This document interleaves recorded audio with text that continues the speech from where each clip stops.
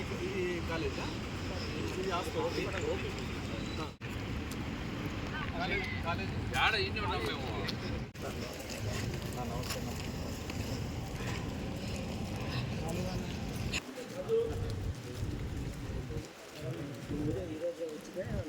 నమస్తే.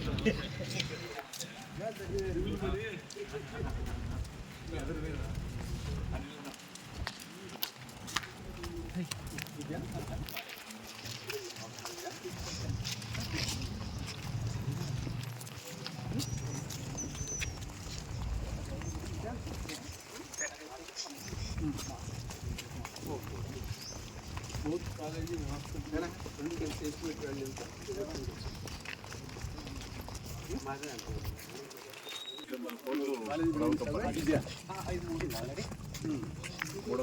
కోట్లు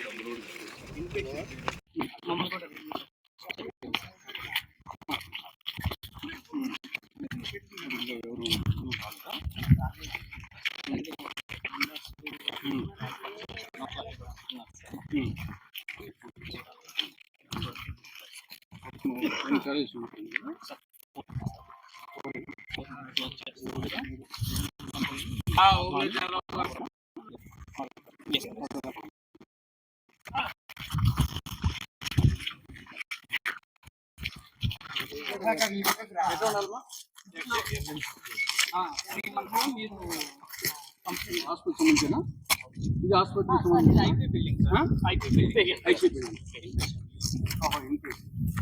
అంటే హాస్పిటల్ వరకు nursing college complete, hostels almost 90% complete. ఇది కాలేజ్ వరకు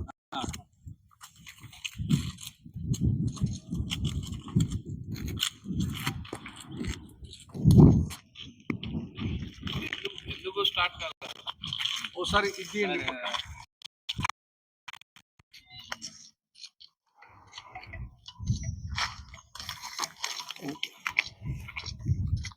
చూపించారు. అది పర్సెంట్ ఇచ్చేస్తారు.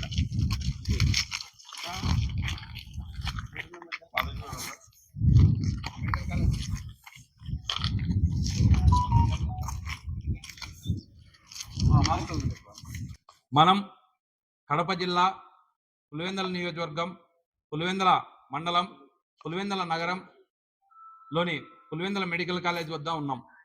ఈ కాలేజు దాదాపు 535 కోట్లతో ప్రారంభమయ్యి దాదాపు 371 కోట్ల పనులు పూర్తి అయినాయి. ఆ 371 కోట్లకు గాను అమౌంట్ కూడా రావడం జరిగింది. 2024-25 సంవత్సరానికే తరగతులు ఓపెన్ చేసుకునేదానికి రెడీగా ఉందని చెప్పి ఎన్ఎంసీ వాళ్ళకి ఇక్కడ నుంచి లెటర్ పోవడం జరిగింది. ఎన్ఎంసీ వాళ్ళు వచ్చి పరిశీలించడం జరిగింది. ఎన్ఎంసీ అంటే నేషనల్ మెడికల్ కౌన్సిల్ వాళ్ళు వచ్చి పరిశీలించడం జరిగింది.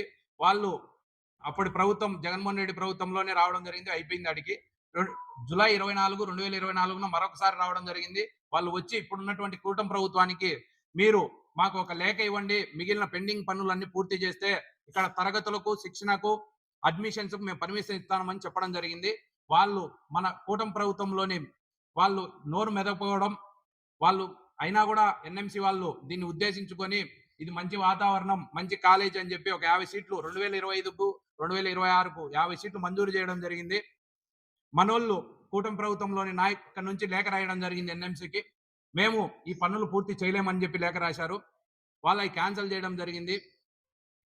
ఇవి రాజకీయ కక్ష ఉద్దేశించుకొని మాత్రమే ఈ జిల్లా అభివృద్ధి చెందకూడదనే ఒక ఉద్దేశంతోనే జరుగుతున్నట్టు మాకు అనిపిస్తుంది.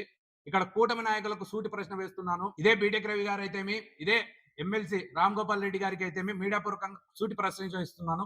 మన పులివెందుల అభివృద్ధిని చేసుకుందామా వద్దా?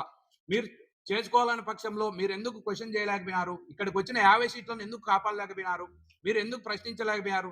మీ అధినేత చంద్రబాబు నాయుడు గారికి అడిగి ఎందుకు చెప్పలేకపోయినారు? మీరు పర్మిషన్ ఇవ్వండి, మాకు పనులు సేకరించండి, మాకు పనులకు సహకరించి పూర్తి చేస్తామని ఎందుకు చెప్పించలేకపోయినారని అడుగుతున్నా. మనం పులివెందుల అభివృద్ధి కోసం పాటుపడదాం, మనం రాజకీయాల కోసం కాదు. మేము ఈరోజు మాట్లాడుతున్నది ఈ కాలేజీ వాతావరణాన్ని చూస్తే రిమ్స్ లో కూడా లేని వ్యవస్థ ఉంది ఇక్కడ. ఇంత వ్యవస్థను పెట్టుకొని మనం కేవలం రాజకీయ స్వార్థం కోసం చేయడం ఇది తగదు. చంద్రబాబు నాయుడు గారికి, పవన్ కళ్యాణ్ గారికి, పురంధేశ్వరి గారికి కూడా వినిపించుకుంటున్నాం. అదేవిధంగా మన దరిద్రం ఏంటంటే ఇక్కడ ఉన్న రిక్రూట్మెంట్ అంతా కూడా దాంట్లో కాపాడుకునేదానికి అదనపు ఖర్చు చేస్తున్నాం. సిగ్గుచేటుగా దౌర్భాగ్యంగా అనిపిస్తుంది నాకైతే. ఆ రిక్రూట్మెంట్‌ను సక్రమంగా నిర్వహించింటే ఆ రిక్రూట్మెంట్ పనికొచ్చేది కదా! ఆ రిక్రూట్మెంట్‌ని ఇప్పుడు మీరు ఇక్కడున్న పరికరాలకు దానిని రక్షించేదానికి మళ్ళా డబ్బులు ఖర్చు చేయడం. అదే డబ్బులు ఇక్కడ మిగిలిన పనులకు వాడుకోవచ్చు కదా మనము. అది ఒకటి. ఈ కాలేజీ 2024, 25 నాటికే 50% రిక్రూట్మెంట్ స్టాఫ్‌ను నియమించినారు. దరిద్రం ఏందంటే ఇక్కడ ఉన్నట్టు గత ప్రభుత్వం వైఎస్ఆర్‌సీపీలో ఒక మంచి పని చేసినాడో, చెడు పని చేసినాడో పులివెందుల ప్రాంతానికైతే అతను మంచి పని చేసినాడనేది నా అభిప్రాయం. కానీ అతను కూడా ఈ మధ్య ఏమైనాడంటే స్థానిక ఎమ్మెల్యేగా ఉన్నటువంటి జగన్మోహన్ రెడ్డి గారు ప్రశ్నించే గొంతు ప్రశ్నించడం మానుకున్నాడు. అతను ప్రశ్నించాలంటే ప్రతిపక్ష హోదా ఇవ్వాలంట అతనికి. అయ్యా నువ్వు మాకు ఎమ్మెల్యే అయ్యా, నీకు ఓట్లేసి గెలిపించారు మా వాళ్ళు. దాదాపు 60,000 పైచీలకు ఓట్లు నిన్ను మెజార్టీతో గెలిపించుకున్నారు. నువ్వు రాయా మా గోడిను ఖాళీగా పెట్టి దీన్ని ఏం చేయాలనుకుంటున్నారు? ఇదే చంద్రబాబు నాయుడు కూడా మర్చిపోతున్నారు. 56,000 ఓట్లు మీకు ఓట్లు వచ్చినాయి. ఇదే పులివెందుల నుంచి ఇదే ఎంపీకి 60,000 పైచీలకు ఓట్లు వచ్చినాయి. ఇదే పులివెందుల ప్రాంతం నుంచి. ఏమి 56,000 మంది ఓటర్లు మీకు కనపరారా? మీకు చేత కాదా? అంటే పులివెందుల నుంచి మీకు జగన్మోహన్ రెడ్డి గారు ఇంకొకరు శత్రువు అయితే అతని మీద చూసుకోండి. మా ప్రజల మీద మా మీద ఏంది మీ కక్ష సాధింపు? సౌత్ ప్రేమ చూపిస్తున్నావా? మాకు ఎలక్షన్ ముందు ఏం చెప్తివి? మేమంతా ఒకటే, మాకు అందరూ ఒకటే, అన్ని ప్రాంతాలు ఒకటే అంటివి. ఇప్పుడు ఏం చేస్తున్నావు? నెక్స్ట్ తరానికి ఏం సజెషన్ ఇస్తున్నావు నువ్వు? ఇవన్నీ కాదు. మా పులివెందుల మెడికల్ కాలేజీను నెక్స్ట్ ఇయర్ కన్నా కనీసం 150 సీట్లతో ఫిలప్ చేసి మా ప్రాంతం వాసులు ఏదైనా ఆరోగ్యానికి సమస్యకు గురైతే సుదూర ప్రాంతాలకు పోవాల్సి వస్తుంది. ఇటు కర్నూలు, తాడిపత్రి, అనంతపురమో, కడపో, రాయచూటో పోవాలా. ఏం మాకంత కర్మ? ఫెసిలిటీ ఇంత సుఖవంతమైన ఫెసిలిటీ ఉంది మాకి. మీరు ఓపెన్ చేస్తే మాకు అక్కడ ఉండే ప్రాంతం వాళ్ళు, చుట్టుపక్కల ఉండే ప్రాంతం వాళ్ళు మా ఊరికి వస్తారా? మా పులివెందుల అభివృద్ధి చెందుతుంది. పులివెందుల అభివృద్ధి చెందడంలో మెడికల్ కాలేజ్ పాత్ర కూడా చాలా ప్రాముఖ్యమైనదని ఈరోజు వివరిస్తున్నాం.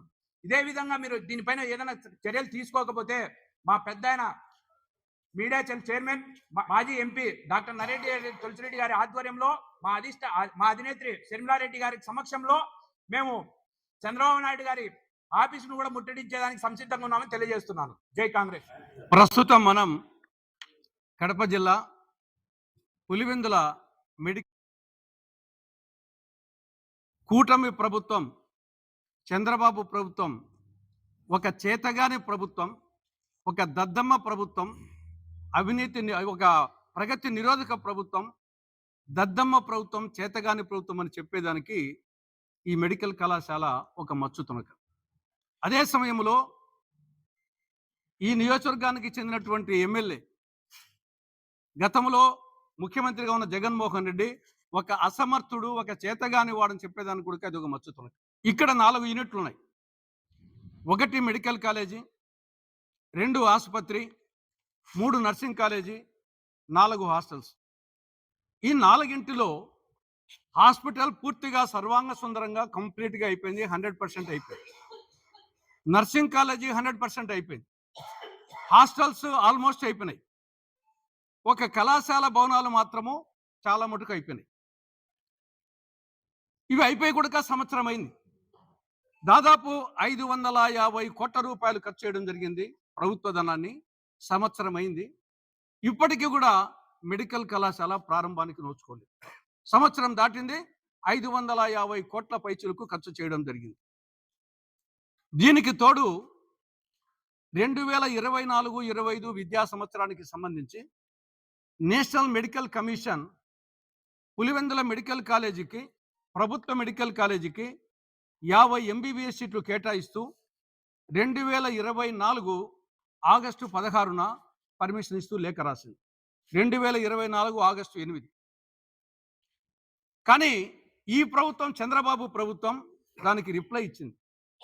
ఈ సీట్లు మాకు వద్దు, మేము నిర్వహించలేము, ఇంకా మౌలిక సదుపాయాలు పూర్తి కాలేదు, సిబ్బంది కొరత ఉంది అని మాకు వద్దు అని చెప్పేసి నేషనల్ మెడికల్ కమిషన్కు లేఖ రాసింది.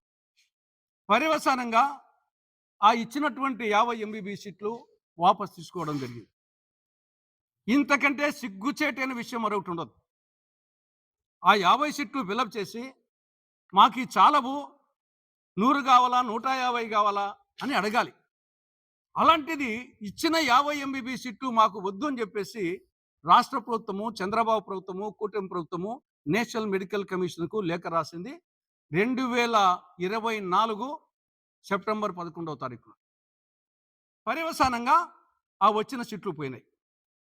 ఇదొకటే కాదు, రాష్ట్రంలో మిగతా కాలేజు, అటు మదనపల్లి, ఇటు ఆదోని, ఇటు మార్కాపురం, ఈ కాలేజీలకు కూడా రాష్ట్ర ప్రభుత్వం అడిగితే నేషనల్ మెడికల్ కమిషన్ 150 ఎంబీబీఎస్ సీట్లు అలాట్ చేస్తానికి రెడీగా ఉన్నది. కాబట్టి 2024-25లో రాష్ట్ర ప్రభుత్వం అసమర్థత కారణంగా, చేతగానితనం కారణంగా 700 ఎంబీబీఎస్ సీట్లు రాకుండా పోయాయి. అగైన్ మళ్ళా ఈ సంవత్సరం 2025-26 విద్యా సంవత్సరం, ఈ సంవత్సరం కూడా 700 ఎంబీబీఎస్ సీట్లు కోల్పోవడం జరిగింది.